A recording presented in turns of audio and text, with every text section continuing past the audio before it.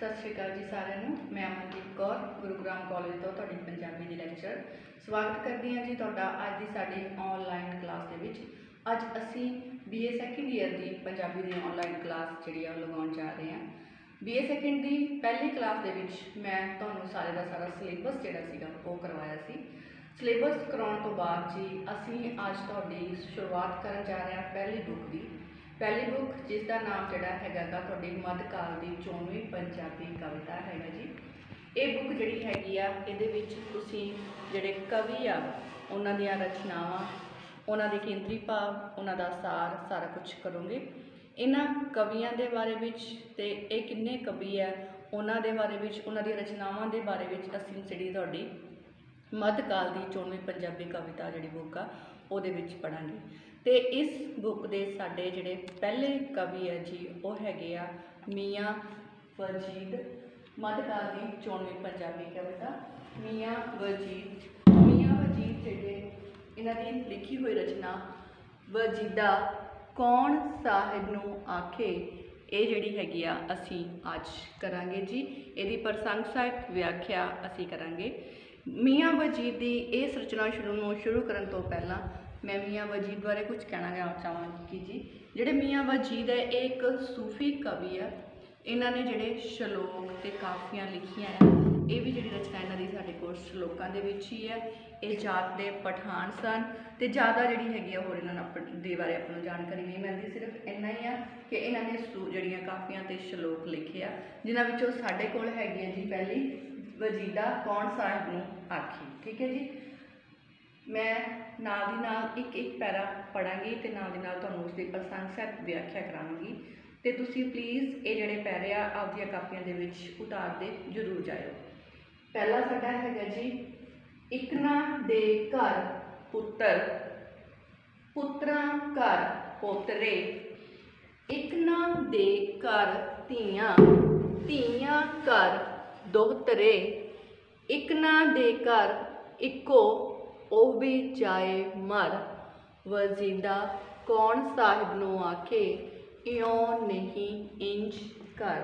हाँ जी ये जिहड़ी रचना आ मियाँ वजीद जी लिखी हुई आ। इहदे विच मियाँ वजीद जी ने परमात्मा दी जिहड़ी हैगी आ रजा की गल कीती है जी कि जो कुछ भी हो रहा है वो सारा का सारा कुछ परमात्मा की रजा दे विच ही हो रहा है। असी परमात्मा की रजा की विरोधता नहीं कर सकते। असी परमात्मा नूं अपने अनुसार चलण लई नहीं कह सकते जी। परमात्मा जो कुछ भी करता है इंसान दे जन्म मरण का चक्कर परमात्मा द्वारा बनाया गया है। जदों इंसान दुनिया विच आउंदा है कोई अमीर परिवार विच हुंदा है कोई गरीब विच हुंदा है कोई दुख झेलदा है तो कोई सुख माणदा है कोई खुशियां मनाउंदा है तो कोई दुखों का विलाप करता है। ये सारा कुछ परमात्मा की रजा दे विच ही हुंदा है जी। असी परमात्मा नूं अपने अनुसार काम करने लई मजबूर नहीं कर सकते। असी उसनूं नहीं कह सकते कि तू साडे अनुसार काम कर सगों सानूं उसके भाणे नूं मनना पैंदा है तो उसके अनुसार ही चलना पैंदा है। इसलिए जी ये जिहड़ी तुहाडे कोल श्लोक ने इस ते ही आधारित है कि कोई भी परमात्मा नूं अपने अनुसार काम करने लई नहीं कह सकता। जो परमात्मा करता है उसकी रजा अनुसार ही हो रहा है। तो पहला जिहड़ा हैगा जी मैं पहला जिहड़ा पैरा पढ़िया उहदे विच जिहड़ा हैगा सब तो पहला तुहानूं उसका प्रसंग देना पवेगा कि एक काव टोटा साडी मध्यकाल की 94वीं पंजाबी कविता विच दर्ज मियाँ वजीद जी की रचना वजीदा कौन साहिब नूं आखे इयों नहीं इंज कर विचों लिया गया है जिस विच कि मियाँ वजीद जी ने परमात्मा की रजा का जिहड़ा वर्णन किया है। तो इसकी व्याख्या करांगे जी असीं। इकना दे घर पुत्तर पुत्रां घर पोतरे मियाँ वजीद जी कहते हैं कि कुछ लोग अजिहे हैं जिन्हां दे घर पुत्र ही पैदा होंदे हैं ते पुत्रां दे भी अगे फिर पोतरे जिहड़े आ वो जन्म लैंदे हैं। इकना दे घर धीआं ते कुछ परिवार अजिहे भी हैं कुछ घर अजिहे भी हैं जिन्हां दे सिर्फ धीआं दा ही जन्म हुंदा है। धीआं दे घर दोतरे ते उस तो बाद धीआं दे घर फिर कोई दोते का जन्म हुंदा है। इकना दे घर इको ओ भी जाए मर तो फिर कहते कि कई परिवार अजिहे भी हैं जिन्हां दे घर इको एक पुत्र हुंदा है। ਤੇ ਉਸ ਦੀ ਵੀ ਕਿਸੇ ਕਾਰਨ ਮੌਤ ਹੋ ਜਾਂਦੀ ਹੈ। ਵਜੀਦਾ ਕੌਣ ਸਾਹਿਬ ਨੂੰ ਆਖੇ ਇਉਂ ਨਹੀਂ ਇੰਜ ਕਰ। ਤੇ ਮੀਆਂ ਵਜੀਦ ਜੀ ਕਹਿੰਦੇ ਕਿ ਇਹ ਸਾਰਾ ਕੁਝ ਪਰਮਾਤਮਾ ਦੇ ਕਾਰਨ ਹੀ ਹੈ ਕਿ ਕਿਸੇ ਨੂੰ ਪੁੱਤਰ, ਪੁੱਤਰਾਂ ਦੇ ਪੋਤੇ, ਕਿਸੇ ਦੇ ਘਰ ਧੀਆਂ, ਧੀਆਂ ਦੇ ਘਰੇ ਦੋਤੇ ਤੇ ਕਿਸੇ ਦੇ ਘਰੇ ਇੱਕ ਪੁੱਤ ਹੋਵੇ ਤੇ ਉਹ ਵੀ ਮਰ ਜਾਂਦਾ ਹੈ। ਇਹ ਸਾਰਾ ਕੁਝ ਸਿਰਫ ਪਰਮਾਤਮਾ ਦੀ ਰਜ਼ਾ ਅਨੁਸਾਰ ਹੋ ਰਿਹਾ ਹੈ। ਅਸੀਂ ਪਰਮਾਤਮਾ ਨੂੰ ਇਹ ਨਹੀਂ ਆਖ ਸਕਦੇ ਕਿ ਪਰਮਾਤਮਾ ਤੋਂ ਇਸ ਤਰ੍ਹਾਂ ਨਾ ਕਰਕੇ ਸਾਡੀ ਮਰਜ਼ੀ ਦੇ ਅਨੁਸਾਰ ਕੰਮ ਕਰ। ਅਗਲਾ ਪੈਰਾ ਜਿਹੜਾ ਸਾਡੇ ਕੋਲ ਜੀ, ਤੁਹਾਡਾ ਦੂਸਰਾ ਪੈਰਾ ਸਾਡੇ ਕੋਲ ਹੈ, ਉਤਪੰਨ ਸਭ ਸੰਸਾਰ ਜੋ ਸੱਚੇ ਰੱਬ ਦੀ, ਇੱਕ ਸਾਹਿਬ ਨੇ ਰਚੀ ਰੂਹ ਤੇ ਸਭ ਦੀ, ਇੱਕ ਨਾ ਰਾਹ ਸ਼ਰੀਅਤ, ਇੱਕ ਨਾ ਰਾਮ ਹਰ, ਵਜੀਦਾ ਕੌਣ ਸਾਹਿਬ ਨੂੰ ਆਖੇ ਇਉਂ ਨਹੀਂ ਇੰਜ ਕਰ।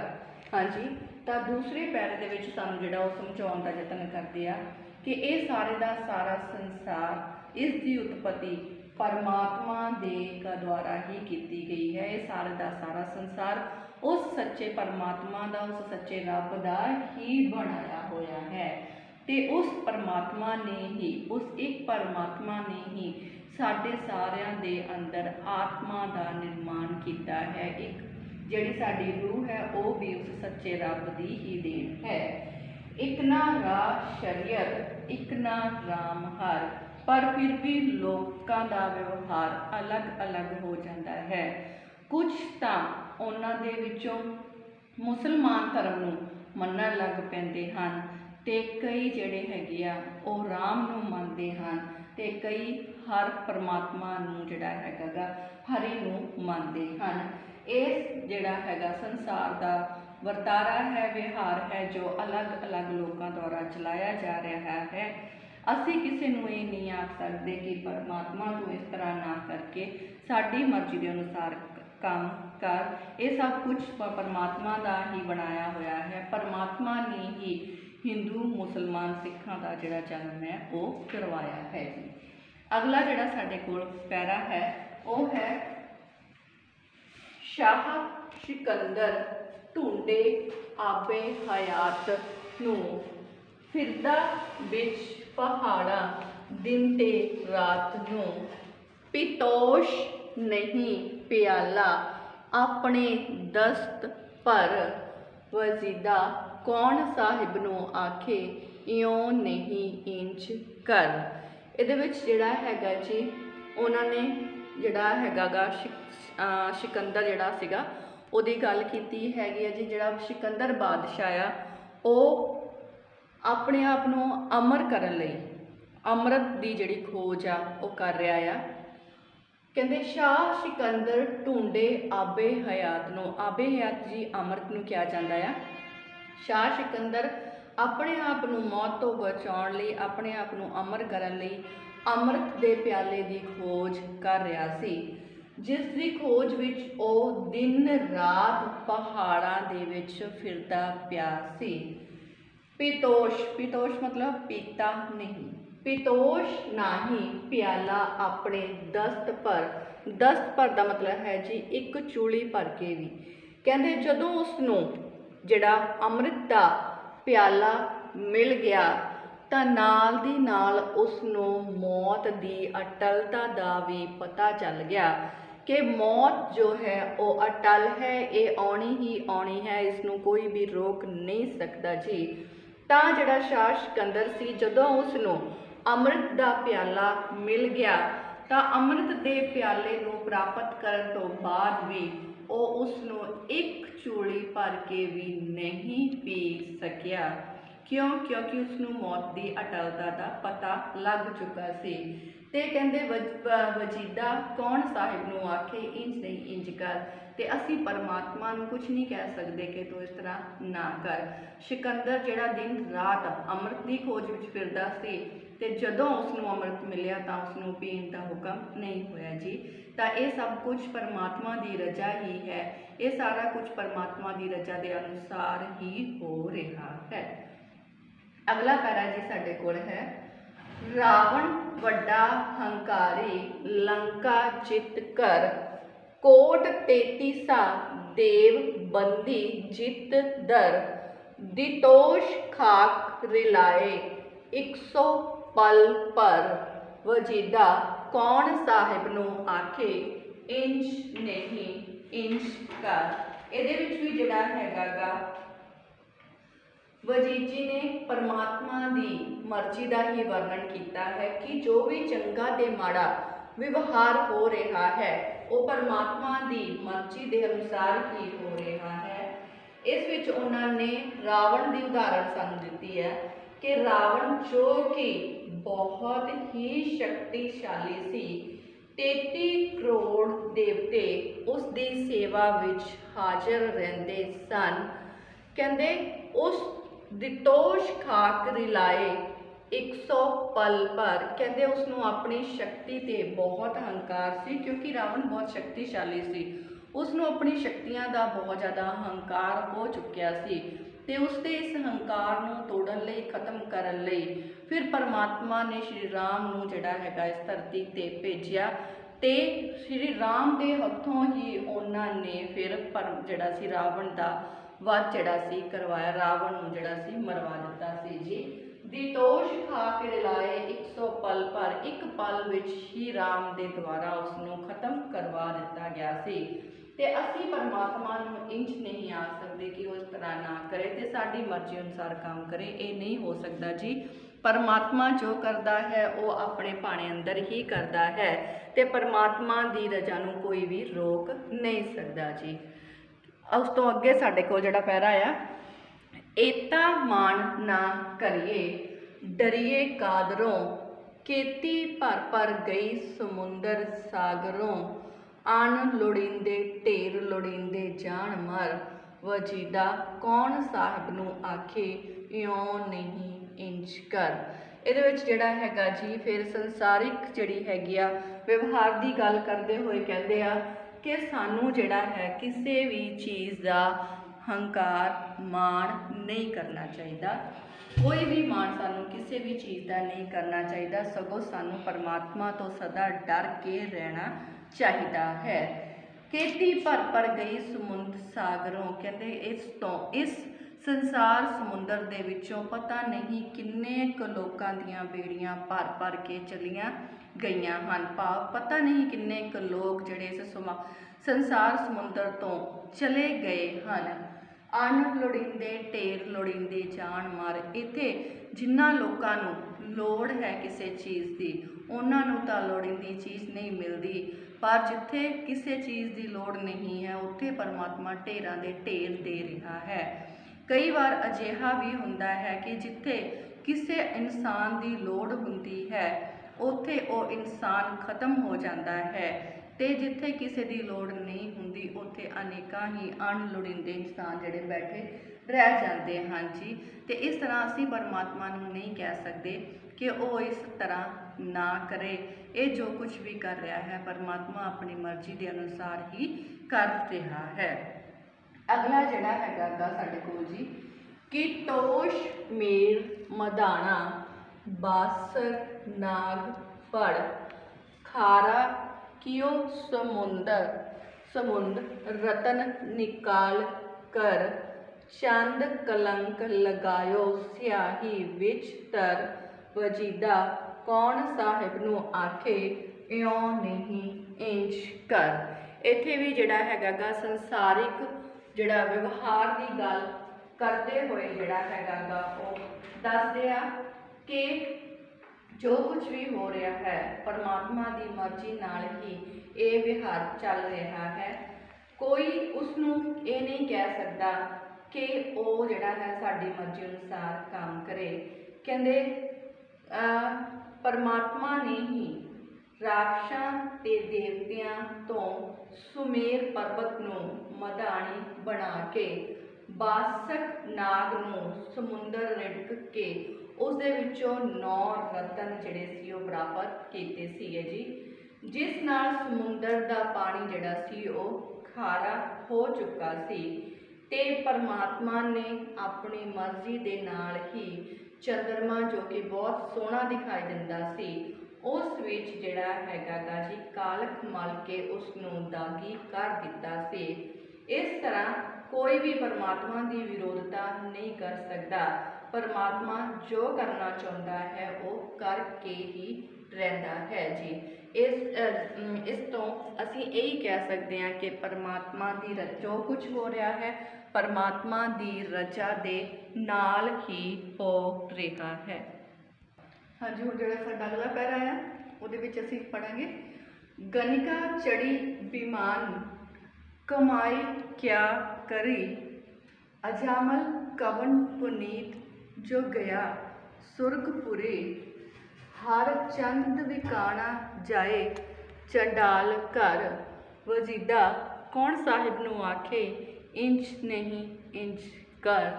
तो ये कहते हैं जी गणिका जिहड़ी एक वेशवा सी, गणिका एक वेशवा सी जिसने कदे भी कोई चंगा काम नहीं किया सी। इस तरह अजामल जिसने कि गणिका दे नाल विआह करवा लिया सी, वो भी कोई पवित्र आदमी नहीं सी, पर दोनों नूं ही स्वर्ग की प्राप्ति हो गई।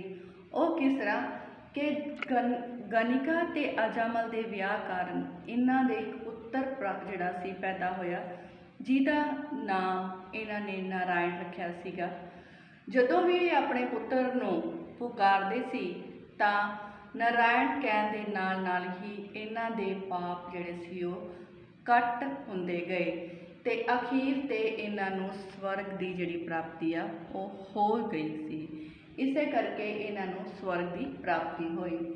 इस तरह जिहड़ा हरिचंद्र राजा सी उसनूं चंडालां दे घर विकना पिया सी ते ये सब कुछ कहंदे परमात्मा की रजा ही है।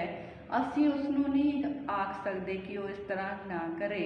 सो कहते वजीद कहते वजीदा कौन साहिब नूं आखे क्यों नहीं इंज कर। ये सब कुछ परमात्मा की रजा करके ही हुंदा है।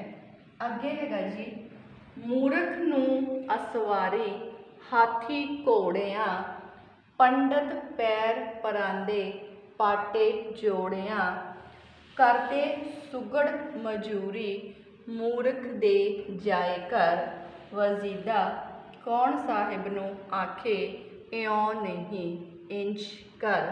फिर ये जिहड़ा हैगा गा वजीद जी कहते आ कि जिहड़े मूर्ख लोग हुंदे हन उन्हां नूं तां परमात्मा तू हाथी घोड़ियां की सवारियां करवाउंदा है, वो तां हाथी घोड़ियां की सवारी करते हैं, पर जिहड़े विद्वान लोग हैं पंडित लोग हैं विद्वान लोग हैं उन्हां दे जिहड़े हैगे आ पैरां विच टुट्टे जिहड़े हैगे आ जुत्ते पाए हुंदे हैं, वो पैरां विच पाटे जोड़े पा के तुरदे हैं। ते कहंदे जिहड़े विद्वान लोग हुंदे हैं परमात्मा तू अपनी रजा अनुसार उन्हां नूं मूर्खां दे घर जाके मजदूरी भी करवा दिंदा है। विद्वान लोग मूर्खां दे घर जाके काम करते हुए भी दिखाई दिंदे हैं। ते परमात्मा ये जो कुछ भी हो रहा है ये सब कुछ तेरी रजा के अनुसार ही हो रहा है। असी तेरे भाणे की विरोधता नहीं कर सकते, जो तू करता है वो सारिਆਂ ਨੂੰ ਮੰਨਣਾ ही पैंदा है। अगला पैरा जी साडे कोल, चोरां दे घर वग जो मानस कायदे, भद्दे ईमानी ठग जो ढाहे पाइंदे, ए कुदरत तेरी वरते रब्बा तुद घर, वजीदा कौन साहिब नूं आखे इयों नहीं इंज कर। फिर कहते हैं जी कि रब का भाणा बड़ा अजीब आ, चोरियां ते कतल करन वालियां नूं संसार विच इन्नी ज़्यादा इज्जत मिल रही है जिन्नी कि दुध देण वाली पशुआं नूं मिलदी है। बुरे काम करन वाले भद्दे ईमानी ठग जो ढाहे पाइंदे, कहंदे बुरे काम करन वालियां नूं ते दूसरियां नूं लुट्टण वाले ठग्गां नूं ईमानदारां दा दर्जा दिता जाता है। इहो जिहा व्यवहार कहते घर घर परमात्मा तेरी इच्छा के अनुसार ही हो रहा है। ये तेरी कुदरत ही है जो हर घर विच वरत रही है। असी तेनू ये नहीं आख सकते कि तू अजिहा ना कर, असी तेनू कोई भी सलाह नहीं दे सकते जी। उस तो अगे कंजरियां ते भंडा मिलदे माल जर, बैल उनावण भार तूड़ी खाण कर, ब्राह्मण ते सैयद फिरदे दर बदर, वजीदा कौन साहिब नू आखे इयों नहीं इंज कर। फिर कहते जेड़े मनुख नू अपनी मर्जी नाल जीवन जिहड़ा हैगा गा परमात्मा जिहड़ा हैगा जीवन जिउण दिंदा है। कहते परमात्मा चाहे तो एक पासे जिहड़े कंजरियां ते भंड लोग हुंदे हन उन्हां नूं बहुत सारी दौलत दे दिंदा है, पर दूसरे पासे सारी उम्र भार ढोण वाले बलदां नूं कोई आराम नहीं मिलता ते उन्हां नूं सारी उम्र भार ढोना पैंदा है ते खाण नूं सिर्फ ते सिर्फ तूड़ी ही मिलती है। सच्चे धार्मिक उपदेश देने वाले ब्राह्मण ते सैयद लोग तां दर दर ते धक्के खांदे फिर रहे हैं। परमात्मा ये सब कुछ तेरी मर्जी के अनुसार हो रहा है, असी इसकी विरोधता नहीं कर सकते। ये सब कुछ तेरी कुदरत है ते उस दे अनुसार ही चल रहा है। जो तेनों चंगा लगता है वो तू कर रहा है। उस तो अगे हैगा जी घ्यो शक्कर मलींदा, घ्यो शक्कर मलींदा मिले भराइयां, कौडी कौडी दिंदे गुरा गसाइयां, गंगा नीर त्यागण पूजण होर सर, वजीदा कौन साहिब नू आखे इयों नहीं इंज कर। कहते जिहड़े पराई लोग हुंदे आ जिहड़े कि दूसरिਆਂ ਦਾ मनोरंजन करते आ उन्हां नूं तां खाण लई घिओ शक्कर खंड जिहड़ा हैगा गा दिता जाता है। मतलब उन्हां नूं तां जिहड़े लोकां दा दिल परचावा करते हैं उन्हां नूं तां दिल खोल के असीं दान दिंदे आ, दिल खोल के दान दिता जाता है। पर गुरुआं दा उपदेश देण वालियां नूं चंगे धार्मिक उपदेश देण वालियां नूं कौडी कौडी ही दिती जाती है। अजिहे भी लोग हैं जिहड़े गंगा वर्गी पवित्र नदी नूं त्याग के होरना तीर्थ जिहड़े स्थान बने हुए हैं उन्हां ते जिहड़े इशनान करन लई जाते हैं, गंगा वर्गी पवित्र नदी नूं छड्ड के होर तीर्थ स्थानां दी पूजा कर रहे हैं। परमात्मा ये सब कुछ तू ही करवा रहा है ते ये सब कुछ तेरी मर्जी के अनुसार ही हो रहा है, तेरी विरोधता करने वाला कोई भी नहीं है। उस तो अगे दास कबीर जुलाहे आराध्या एक हर, नामो छिपे ध्याया इको चित लाए कर, बाल्मीक जो जम्या जाए चंडाल कर, वजीदा कौन साहिब नू आखे इंज नहीं इयों नहीं इंज कर। कहते ये सारी दुनिया ते होने वाला वर्तारा उसका जिम्मेवार परमात्मा आप ही है। उसके हुक्म के नाल ही कबीर जो कि जागदा एक जुलाहा सी उसने इको ही परमात्मा का सिमरन किया सी। नामदेव जो छींबे जाता सी उसने भी एक प्रभु का ही सिमरन किया। इसी तरह परमात्मा के हुक्म के अनुसार ही बाल्मीक जो सी उसनू चंडालां दे घर जन्म लेना पिया सी। ये सब कुछ परमात्मा की रजा ही है, उस दे अनुसार ही हो रहा है, उसकी कोई भी विरोधता नहीं कर सकता। ये सब परमात्मा की भाणे अंदर ही चल रहा है। नैक्सट अगली जी साडा अगला पैरा है जी इकना दे तन पल्ले शाह सदाई दे, पैनन मलमल खासा मुशन हंडाई दे, इकना पिक न पैंदी फिरदे दर बदर, वजीदा कौन साहिब नू आखे औ नहीं इंज कर। तो ये वजीजी कहते हैं जी कुछ लोग ਅਜਿਹੇ ਹਨ ਜਿਨ੍ਹਾਂ ਦੇ ਪੱਲੇ ਬਹੁਤ ਜ਼ਿਆਦਾ ਧਨ ਹੁੰਦਾ ਹੈ, ਧਨ ਦੌਲਤ ਹੁੰਦੀ ਹੈ। ਉਹ ਲੋਕ ਮਖਮਲ ਦੇ ਕੱਪੜੇ ਪਹਿਨਦੇ ਹਨ ਅਤੇ ਕਈ ਤਰ੍ਹਾਂ ਦੀਆਂ ਖੁਸ਼ਬੂਦਾਰ ਚੀਜ਼ਾਂ ਨੂੰ ਹੰਢਾਉਂਦੇ ਹਨ। ਕਹਿੰਦੇ ਇੱਕ ਅਜਿਹੇ ਵੀ ਹਨ ਜਿਨ੍ਹਾਂ ਨੂੰ ਮੰਗਿਆਂ ਭੀਖ ਪ੍ਰਾਪਤ ਨਹੀਂ ਹੁੰਦੀ ਅਤੇ ਉਹ ਦਰ ਦਰ 'ਤੇ ਧੱਕੇ ਖਾਂਦੇ ਫਿਰ ਰਹੇ ਹਨ। ਵਜੀਦ ਜੀ ਕਹਿੰਦੇ ਆ ਕਿ ਅਸੀਂ ਪਰਮਾਤਮਾ ਨੂੰ ਇਹ ਨਹੀਂ ਆਖ ਸਕਦੇ ਕਿ ਤੂੰ ਇਸ ਤਰ੍ਹਾਂ ਨਾ ਕਰ, ਅਸੀਂ ਉਸ ਦੀ ਵਿਰੋਧਤਾ ਨਹੀਂ ਕਰਦੇ। ਇਹ ਸਭ ਕੁਝ ਪਰਮਾਤਮਾ ਦੀ ਰਜ਼ਾ ਹੀ ਹੈ ਜੀ। ਅਗਲਾ, ਇੱਕ ਨਾ ਘਿਓ ਤੇ ਖੰਡ ਨਾ ਮੈਦਾ ਭਾਵੀ ਬਹੁਤੀ ਬਹੁਤੀ ਮਾਇਆ ਚੱਲੀ ਆਵੀ, ਇੱਕ ਨਾ ਨਾਹੀ ਸਾਗ ਅਲੂਣੇ ਪੇਟ ਭਰ, ਵਜੀਦਾ ਕੌਣ ਸਾਹਿਬ ਨੂੰ ਆਖੇ ਇਉਂ ਨਹੀਂ ਇੰਝ ਕਰ।